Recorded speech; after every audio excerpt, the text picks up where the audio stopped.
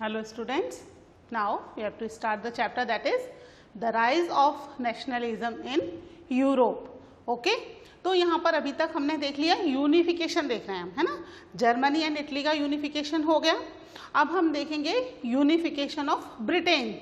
But Britain का थोड़ा सा केस जो है वो थोड़ा डिफरेंट है ना. जर्मनी और इटली में हमने देखा था कि जो यूनिफिकेशन है वो वहाँ के मोनार्क ने करवाया, है ना. Monarch through their chief minister वहाँ पर वॉर हुई और उस वॉर के थ्रू जर्मनी और इटली दोनों यूनिफाइड हुई. दोनों ही जगह वॉर हुई, है ना. दोनों जगह यूनिफिकेशन हुआ थ्रू द वॉर और लास्ट में वहाँ पर क्या आ गया, मोनार्क आ गया. लेकिन यहाँ पर ब्रिटेन का जो है case, this is the strange case, है ना. The strange case of Britain. ठीक है, ब्रिटेन का केस थोड़ा सा स्ट्रेंज है, थोड़ा डिफरेंट है इनसे. क्यों डिफरेंट है? क्योंकि ब्रिटेन में एज सच कोई अचानक से कोई बड़ा रिवोल्ट रेवोल्यूशन नहीं हुआ. ठीक है, क्यों नहीं हुआ? वहां पर जो इंग्लिश पार्लियामेंट थी वो बनी और उसने पावर को सीज कर दिया. ठीक है, यानी कि कंट्री क्या हो गई, कॉन्स्टिट्यूशनल मोनार्क में उन्होंने कन्वर्ट कर दी इन 1688. इतने टाइम पहले ही बिल्कुल शांति से, ऐसा कोई रिवोल्ट नहीं हुआ तो किसी को पता नहीं चला. फ्रेंच में रिवोल्ट हुआ बहुत बड़ा, फिर भी वहां कॉन्स्टिट्यूशनल मोनार्क बहुत लंबे टाइम तक नहीं चला, है ना. यहां पर 1688 में ही एक इंग्लिश पार्लियामेंट बनी और उस इंग्लिश पार्लियामेंट ने पावर को सीज कर दिया फ्रॉम द मोनार्क और कंट्री को कॉन्स्टिट्यूशनल मोनार्क में कन्वर्ट कर दिया. ठीक है, यानी ये क्या है, केस थोड़ा सा डिफरेंट की यहाँ कोई uprising upwell nothing was happened in the country. ठीक है, क्या हुआ था यहाँ पर, इन ब्रिटेन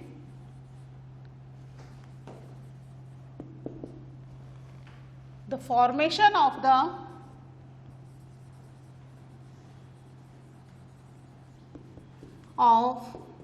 nation state. ठीक है, नेशन स्टेट मतलब पूरे को यूनिफाइड करके एक यूनाइटेड कंट्री में बदलना. ठीक है, formation of nation state was not the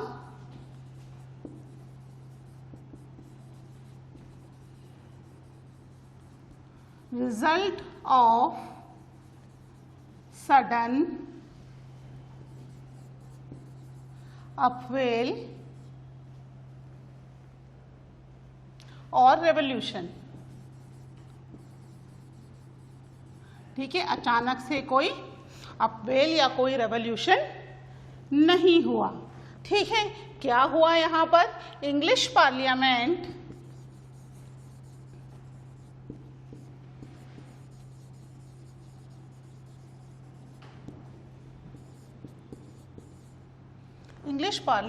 had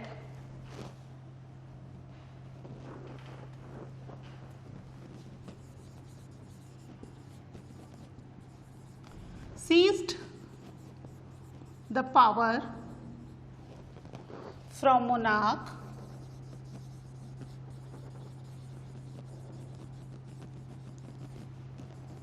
कब कर ली थी, इन 1688 में they had seize the power. ठीक है, पावर को सीज कर लिया. मोनार्क अब किसके कंट्रोल में आ चुका है, पार्लियामेंट के कंट्रोल में मोनार्क है.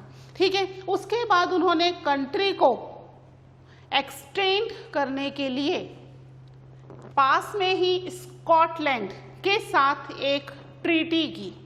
ठीक है, that treaty was known as the act of union. क्या कहलाती है वो treaty, the act of union. कब की, 1707 में. ठीक है, तो यहाँ पर उन्होंने पास में ही स्कॉटलैंड के साथ एक ट्रीटी की 1707 में। किस लिए कि स्कॉटलैंड को उन्होंने ब्रिटेन के साथ मर्ज कर दिया, और ब्रिटेन में मर्ज करने के बाद ब्रिटेन को एक नया नाम दिया, United Kingdom of Great Britain. पता है ना, हम ब्रिटेन को इसी नाम से जानते हैं, यूके, यूनाइटेड किंगडम, है ना, पूरा नाम है United Kingdom of Great Britain.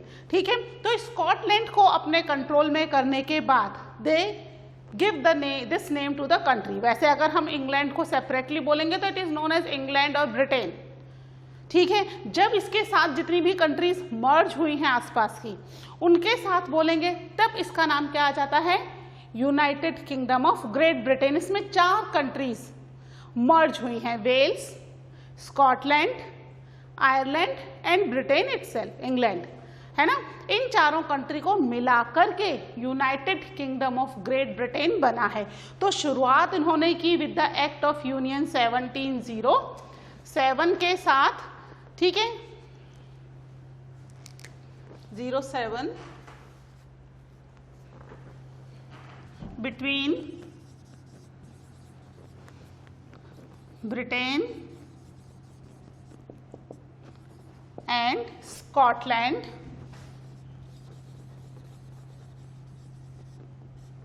ठीक है, स्कॉटलैंड और ब्रिटेन के साथ, that resulted in the formation of United Kingdom of Great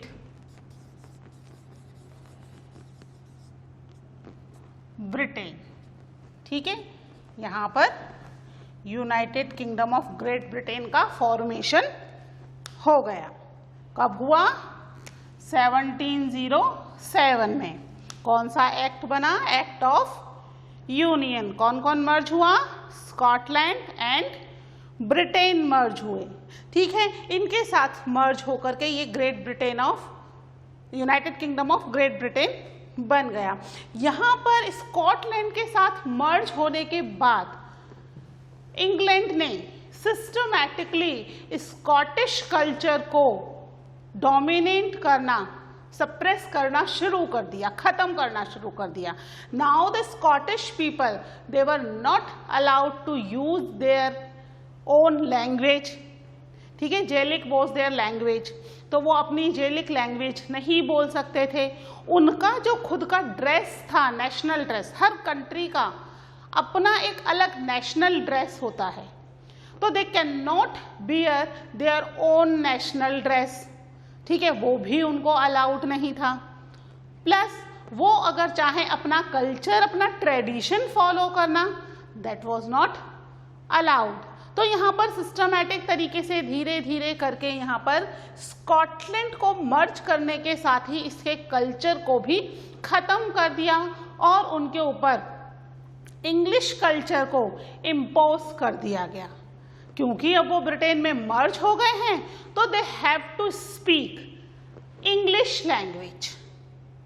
ठीक है, इंग्लिश कल्चर फॉलो करना है और साथ ही इंग्लिश जो है वही फ्लैग उनका होगा। ठीक है, यानी जो ब्रिटेन का फ्लैग है वही अब स्कॉटलैंड का भी फ्लैग होगा। तो यहाँ पर इन्होंने प्रॉपरली एक के बाद एक करके स्कॉटलैंड के कल्चर को खत्म कर दिया। स्कॉटलैंड के ही नहीं, जिस भी कंट्री को ब्रिटेन ने अपने साथ मर्ज किया, उन कंट्रीज का कल्चर उसने सिस्टमैटिकली खत्म कर दिया और उनके ऊपर इंग्लिश कल्चर को इम्पोज कर दिया। यही उन्होंने आयरलैंड और वेल्स के साथ किया। ठीक है, इसके बाद आयरलैंड के बारे में देखते हैं कि कैसे आयरलैंड मर्ज हुआ विद द ब्रिटेन। ठीक है, first you note down these points. Okay,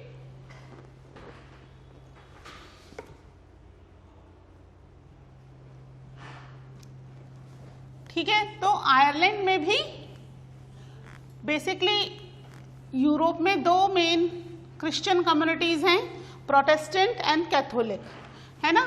तो आयरलैंड में प्रोटेस्टेंट कंपैरेटिवली कम थे कैथोलिक से, कैथोलिक पॉपुलेशन थोड़ी ज़्यादा थी, और कंटिन्यूस कैथोलिक और प्रोटेस्टेंट दोनों ही कम्युनिटी में कुछ ना कुछ आपस में कॉन्फ्लिक्ट चलता रहता था, तनाव चलता रहता था, ठीक है। तो यहाँ पर प्रोटेस्टेंट को हेल्प करने के लिए ब्रिटेन ने इंटरफेयर करना शुरू किया, ठीक है, क्योंकि ब्रिटेन में प्रोटेस्टेंट पॉपुलेशन कंपैरेटिवली ज़्यादा थी, जो कि आयरलैंड में नहीं थी। आयरलैंड में कैथोलिक पॉपुलेशन ज़्यादा थी, तो उन्होंने उसको हेल्प करने के नाम पर उसके काम काज में इंटरफेयर करना शुरू कर दिया इंग्लैंड ने, ठीक है। तो यहाँ पर लगभग 2 कम्युनिटीज में आयरलैंड डिवाइड हो गया, कैथोलिक एंड प्रोटेस्टेंट, ठीक है। और वहाँ पर एक पर्सन है वोल्फ टोन, ठीक है, उन्होंने बहुत कोशिश की कि दोनों कम्युनिटी को जोड़ के रखा जा सके और आयरलैंड को यूनाइटेड ही रखा जाए, बट उनकी ये जो कोशिशें थी दैट वाज फेल, ठीक है, प्रॉपरली ये चीज़ें इम्प्लीमेंट नहीं हो पाई जो वोल्फ टोन चाहते थे, और कंट्री फाइनली 2 पार्ट में डिवाइड हो गई। एक पार्ट जो था it was merged with the Britain, जो कि प्रोटेस्टेंट पॉपुलेशन का था, वो ब्रिटेन में मर्ज हो गया, ठीक है। यानी कि अब ब्रिटेन में भी क्या हो गया, स्कॉटलैंड, वेल्स और आयरलैंड, इन कंट्रीज को उसने अपने कंट्रोल में कर लिया। It become a comparatively big nation. वैसे तो ब्रिटेन बहुत छोटा है, छोटे छोटे आइलैंड्स ही हैं, ठीक है। तो यहाँ पर ये आयरलैंड की पॉपुलेशन को भी इसने अपने साथ मर्ज कर लिया, किसके नाम पे, कि they are helping the Protestant population, ठीक है। क्या किया इन्होंने, the English help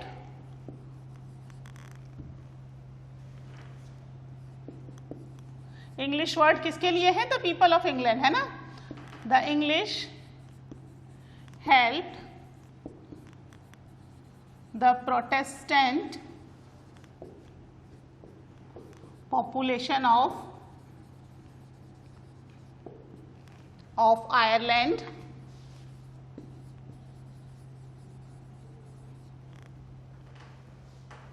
to establish their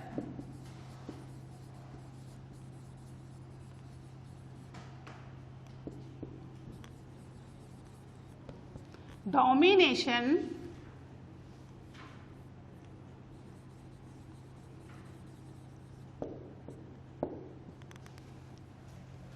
ठीक है, to establish their domination over a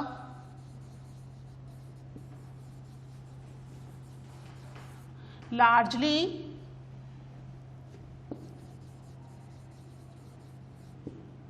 Catholic country, ठीक है।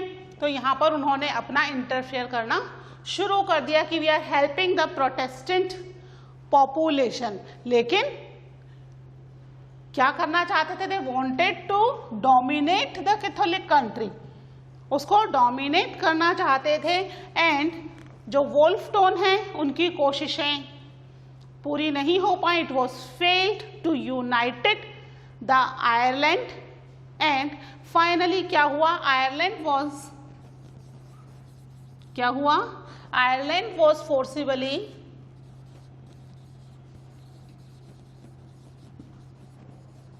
incorporate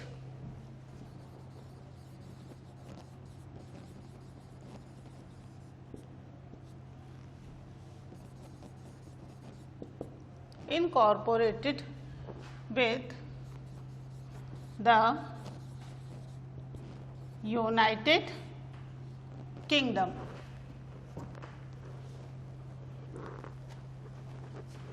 यूनाइटेड किंगडम का इन 1801, ठीक है। 1801 में यहाँ पर आयरलैंड को भी जबरदस्ती उसने अपने साथ यूनाइटेड कर लिया, ठीक है। यूनाइटेड तो कर लिया, लेकिन हाल वही हुआ जो स्कॉटलैंड का हुआ। क्या हुआ, अब इन्होंने प्रोटेस्टेंट पॉपुलेशन ने अपने कल्चर को बचाने के लिए ये डील की थी, बट इनका कल्चर भी सिस्टमैटिकली क्या करना शुरू कर दिया, इंग्लिश पीपल ने सप्रेस करना शुरू कर दिया, खत्म करना शुरू कर दिया। अब इंग्लैंड में क्योंकि ये मर्ज हुए हैं यूनाइटेड किंगडम में, तो they have to follow the rules and regulations of the United Kingdom, यानी कि अब उन्हें इंग्लिश कल्चर को एक्सेप्ट करना पड़ेगा and according to English culture they have to live. ठीक है, यानी जो इंग्लिश कल्चर के सिंबल्स हैं, उनका जो फ्लैग है, ठीक है, वो उन्हें वही एक्सेप्ट करना पड़ेगा जो ब्रिटेन का फ्लैग है। Language, they have to speak English language, they can not speak their local language या देयर नेटिव लैंग्वेज। इसके अलावा there was the national anthem of Britain, that is the national anthem of the Ireland. Ireland की भी वही national anthem हो गई, the God save our noble king, इस तरह करके उनकी एक नेशनल एंथम है। तो ये जो सिंबल्स थे इंग्लैंड के, now that was forcibly impose on the people of Ireland and Scotland. Plus जो ब्रिटेन की पार्लियामेंट है, पार्लियामेंट थी उस समय, अभी तो काफ़ी चेंजेस हैं, जो उस समय पार्लियामेंट थी that was also dominated by the English people. Britain के लोग ही उस पार्लियामेंट के मेंबर थे। आयरलैंड, स्कॉटलैंड, वेल्स, इनकी पॉपुलेशन इसमें ज़्यादा इन्वॉल्व नहीं थी। तो क्योंकि पार्लियामेंट इंग्लिश है, इसलिए इनके ऊपर इंग्लिश कल्चर को इम्पोज किया जा रहा है। ठीक है, किसको बोलें, गवर्नमेंट ही उस कल्चर को उनके ऊपर इम्पोज कर रही है। और because they were United with the Britain, तो दे हैव टू फॉलो। ठीक है, उनके ऊपर फोर्सिबली, जबरदस्ती इन चीजों को इम्पोज कर दिया गया। कौन से ये नए सिंबल थे, द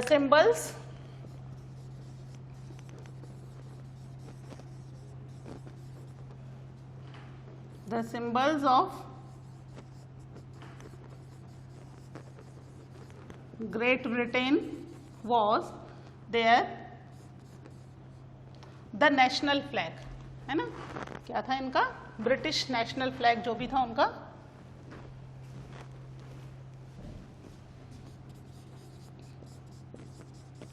द न्यू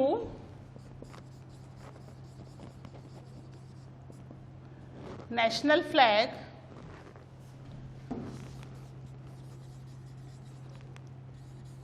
ठीक है, क्या कहलाता है इनका national flag, that was known as the Union Jack. ठीक है, नेशनल फ्लैग को क्या कहते हैं, यूनियन जैक। ठीक है, इसके बाद इनकी लैंग्वेज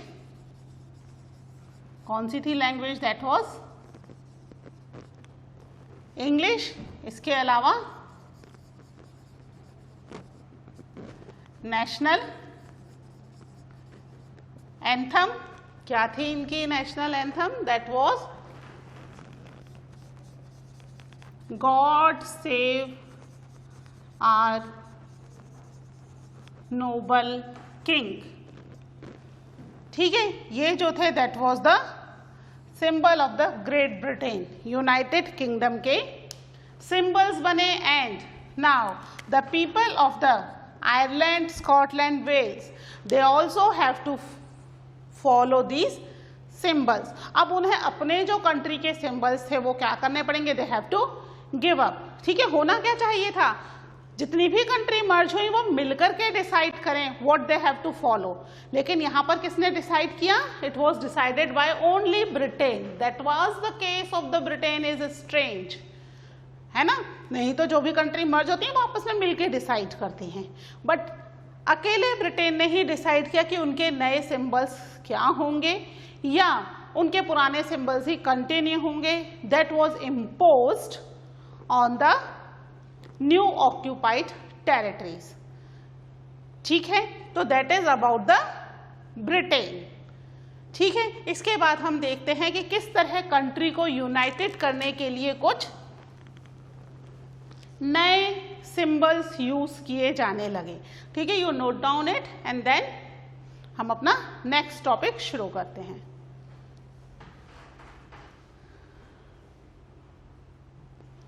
ठीक है, शुरू करें। तो अब हम नेक्स्ट हम देखेंगे कि किस तरीके से कंट्रीज को नेशनलिज्म फीलिंग देने के लिए नेशन को विजुअलाइज करना शुरू कर दिया, है ना। विजुअलाइज करना मतलब क्या हुआ, नेशन की तस्वीर बना दी। नेशन की तस्वीर मतलब क्या, मैप होगा नेशन की तस्वीर। तो मैप तो हम पढ़ेंगे नहीं इस चैप्टर में अब, है ना। तो हम क्या पढ़ रहे हैं इस चैप्टर में कि किस तरीके से उसको विजुअलाइज किया। मैप से तो विजुअलाइज नहीं होगा, कोई नया कॉन्सेप्ट भी नहीं है ये तो, है ना। मैप से तो वैसे ही मार्क किया जा रहा है कि ये कंट्री यहाँ से यहाँ तक, ये कंट्री यहाँ से यहाँ तक। तो फिर यहाँ पर क्या हो रहा है, क्या कर रहे हैं वो, they were doing the visualising the nation, visualising the nation. Nation को विजुअलाइज कर रहे हैं, नेशन की इमेज बना रहे हैं आर्टिस्ट। तो हमने देखा था शुरू में फ्रेंच रेवोल्यूशन के समय एक नेशन को विजुअलाइज करने के लिए फादरलैंड का कॉन्सेप्ट चला था, देखा था ना, La Patrie, that was the fatherland, ठीक है। बट इससे लोगों को कंट्री के साथ नेशनलिज्म की फीलिंग नहीं आई। अब क्योंकि नेशनलिज्म की फीलिंग नहीं आई है तो फिर आर्टिस्ट जो थे उन्होंने यहाँ पर चीज़ों को चेंज करके लोगों को शो करना शुरू किया कि देखें शायद इससे आ जाए। तो यहाँ पर एक फीमेल एलोगेरी बनाई गई, ठीक है।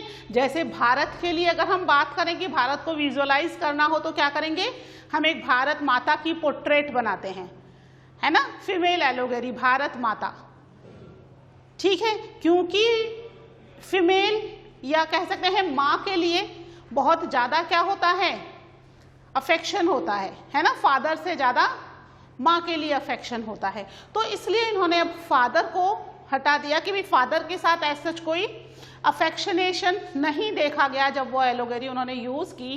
तो इसकी जगह फीमेल एलोगेरी को बनाया गया है। एज सच रियल लाइफ में ऐसी कोई फीमेल नहीं है, it was just an imagination. Artist लोगों का इमेजिनेशन है जिससे लोगों को क्या किया जाए, नेशन के लिए उनके मन में एक अफेक्शनेशन या उनके मन में नेशन के लिए एक प्यार पैदा किया जा सके, ठीक है। जैसे कि उनके मन में अपनी मदर के लिए होता है। तो यहाँ मदरलैंड का कॉन्सेप्ट आना शुरू हुआ, ठीक है, जो कि वो शो कर रहे हैं कि भाई दिस इज द फीमेल, और ये जो है ये डिनोट कर रही है इस कंट्री को, फ्रांस को या जर्मनी को, और ये बहुत दुखी है या ये बहुत ज़्यादा ब्रेव है ना, ये वॉर करने के लिए तैयार है, ये किसी भी मोनार्क को नहीं मान रही है, ये फ्री है from slavery, from all kinds of problems, ठीक है। या ये बहुत दुखी है, परेशान है, we have to help it, ये अकेली वॉर करने के लिए जा रही है, हमें इसका साथ देना है। इस तरह की कई सारी पोर्ट्रेट्स बनानी शुरू की, प्लस इन इमेजेस को उनकी स्टैम्प के साथ या उनकी कॉइन्स में भी मार्क करना शुरू किया, जिससे लोगों को अपनी कंट्री के साथ एक तरह का जुड़ाव होना या एक तरह का लगाव होना शुरू हो जाए और वो कंट्री के लिए कुछ भी कर सकें। हमने देखा है ना हिंदी मूवीज में नेशनलिज्म की फीलिंग के लिए भारत माता को दिखाते हैं हथकड़ियों में बंधे हुए, and then people they can do anything for the country, कि भाई हम कंट्री के लिए कुछ भी कर देंगे। देखिए ना बहुत सारी मूवीज में आता है नेशनलिज्म की फीलिंग के लिए भारत माता को। हम स्कूल में भी प्रोग्राम करते हैं 15 अगस्त 26 जनवरी का, तो हम दिखाते हैं ना भारत माता को, है ना, भारत माता की एक छवि प्रस्तुत करते हैं कि जिससे क्या हो, नेशनलिज्म की फीलिंग आए, ठीक है। ट्राई कलर फ्लैग को दिखाते हैं अपने नेशनलिज्म की फीलिंग के लिए, ठीक है। तो ये चीजें यहाँ पर कुछ कंट्रीज ने यूज करनी शुरू की। इसमें आर्टिस्ट का दिमाग सबसे ज्यादा था, ठीक है। आर्टिस्ट जो थे उन्होंने इसको विजुअलाइज करने के लिए डिफरेंट पोर्ट्रेट बनाने शुरू कर दिए जिससे कि नेशन को प्रॉपरली विजुअलाइज किया जा सके, है ना। और उन फीमेल एलोगेरीज को भी नाम दिए गए। फ्रांस की एलोगेरी है तो Christian Mariana, that was the very famous English name of the in the France. ठीक है, जर्मन की एलोगेरी है तो जर्मेनिया। ठीक है, तो इस तरीके से बहुत सारे एलोगेरीज जो थी वो आई। Artist represent the nation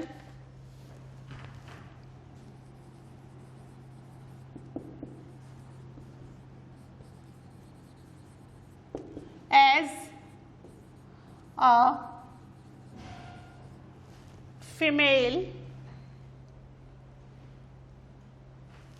a female person। ठीक है, they portrayed the nation as a female. ठीक है, उन्होंने नेशन को पोर्ट्रेट करना शुरू किया एक फीमेल की तरह की, they are the female figure. ठीक है, अब इस फीमेल फिगर को भी अलग अलग तरीके से पोर्ट्रेट किया और मैंने आपको बताया ये फीमेल फिगर एक्चुअली में एग्जिस्ट नहीं करती। रियल लाइफ में एज सच कोई भी एलोगेरी नहीं है। हमें पता है भारत माता हमारी इमेजिनेशन है, भारत माता नहीं है। भारत क्या है?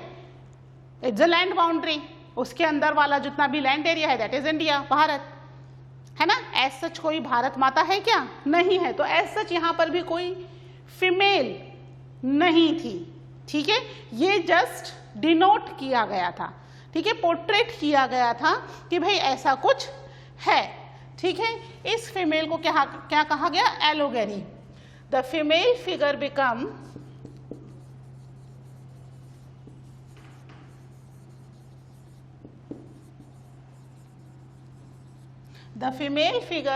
an allegory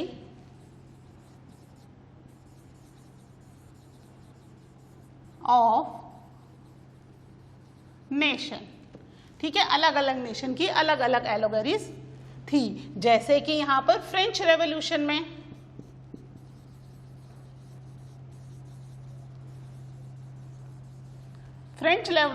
में they used artist use the female figure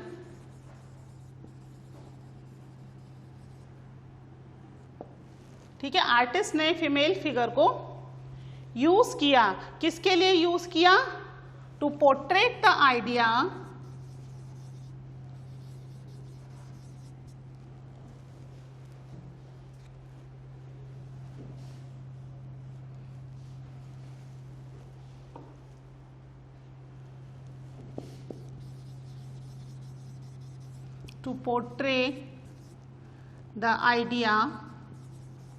of liberty and justice।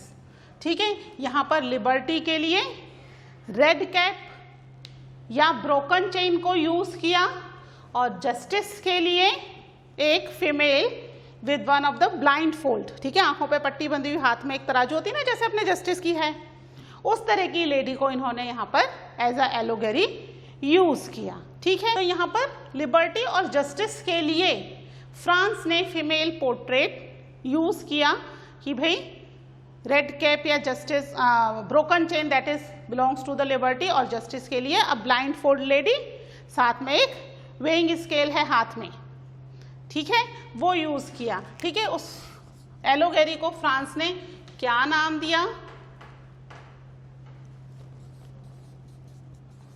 In France, the allegory is known as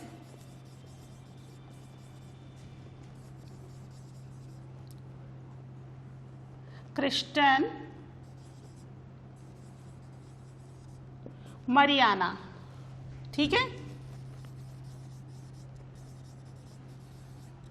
ये Christian Mariana was one of the very famous name in the France, ठीक है, Christian है ये, CHRI, ठीक है, it was very famous name in the France. इसी तरीके से जर्मन में, German people known the Allegory with the name of, क्या नाम दिया इन्होंने, Germania, with the name of Germania, ठीक है, जर्मेनिया नाम दिया। इसके लिए इन्होंने अलग अलग तरह की इमेजेस को यूज करना शुरू किया, ठीक है। ये ध्यान रखना, फ्रांस की है मरियाना और जर्मनी की है जर्मेनिया, दोनों जगह पर अलग अलग है। यहाँ पर ओक लीव्स का क्राउन पहना दिया गया या हाथ में तलवार दे दी गई, हीरोइज्म कि भाई Germania is ready to fight. हमने देखा था ना जर्मनी में वॉर हुई थी 7 years तक, ठीक है, विद द 3 डिफरेंट कंट्रीज।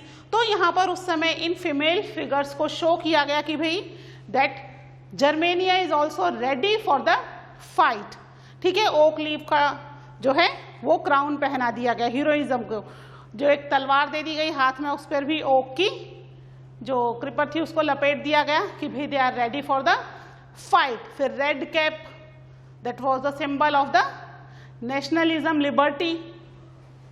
इस तरह के कई सारे सिंबल्स के साथ इन एलोगेरीज को दिखाया जाने लगा, ठीक है। सॉर्ड है हाथ में, तलवार है हाथ में, that means they are ready for the fight, ठीक है। हमारी बुक के पेज नंबर 24 पर ये कुछ सिंबल्स और उन सिंबल्स के मीनिंग दिए हुए हैं, है ना, तो आप उनको पढ़ लेना। जैसे कि कलर्स हैं, नेशनल कलर्स दे रखे हैं। नेशनल कलर का मतलब है कि उनको लिबरल नेशनलिज्म की फीलिंग है, they wanted to fight for freedom of their country from monarchy, ठीक है। तो अलग अलग सिंबल्स के अलग अलग मीनिंग यहाँ पर डिनोट किए गए। तो यहाँ पर फ्रांस और जर्मनी की 2 फीमेल एलोगेरीज के नाम हमारे पास हैं। मोस्टली यूरोप में सभी इन फीमेल एलोगेरीज को यूज कर रहे थे, ठीक है। तो ये आप नोट डाउन कर लीजिएगा, ठीक है। मिलते हैं in the next lecture, till then take care, bye.